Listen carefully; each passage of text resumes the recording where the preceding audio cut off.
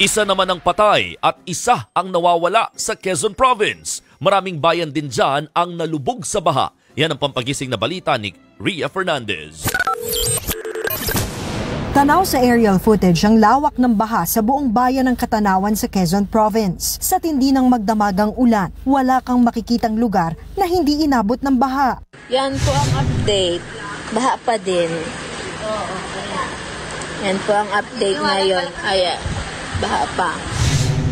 Sa Barangay 10 nga, baha ang bumungad sa mga residente. Umapaw na kasi ang ilog, kaya inabot na ng tubig ang mga bahay. Pati kalsada papasok sa barangay, lubog sa baha. Higit 12 oras ng stranded ang ilang mga kababayan natin dito sa Barangay Matandang Sabang Silangan sa Katanawan, Quezon. Maski kasi mga bus, hindi na makatawid sa taas ng baha. Kami po na stranded din. Isa sa mga stranded si Jenaline na sinamahan lang magpa-check up sa Lucena ang kanyang ama. Pero sa kalsada na nagpalipas ng magdamag. Mahirap po ay syempre yung pag-CR. Buti na lang po may mga bahay na nagpapa-CR naman po. Kanina, may mga dumating ng truck at payloader para tumulong magtawid ng mga stranded. Sabi ng otoridad, pinalala ng high tide at tubig galing sa bundok ang baha sa Katanawan.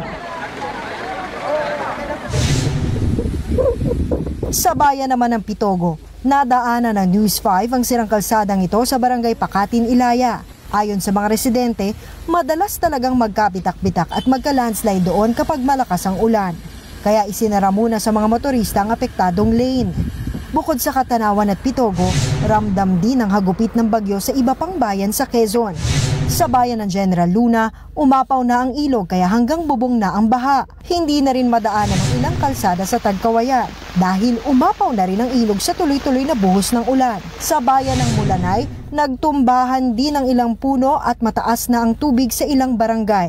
Nasira naman ang malakas na hangin ng covered court. Nabagsakan pa ng puno ang 2 classroom sa Lukban Elementary School. Habang sa Lucena, nasa pool rin ang nabuwal na puno at poste ng kuryente ang nakaparadang tricycle at kotse.